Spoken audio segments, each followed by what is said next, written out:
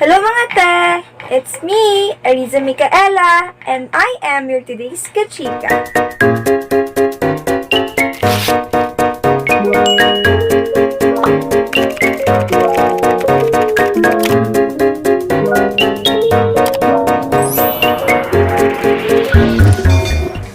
Para sa video na to, dahil mainit ngayon dito sa amin, ang gagawin ko ay summer-inspired makeup look. So, iba pa yung summer makeup look na gagawin ko sa susunod na video ko.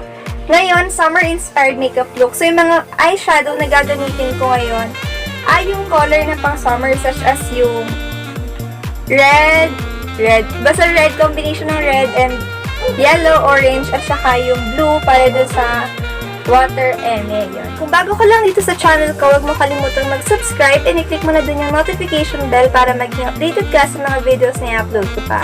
And kung magustuhan mo man tong video na to, click mo lang yung thumbs up button or yung like button dito sa baba. And click mo na rin yung share button kung may time ka.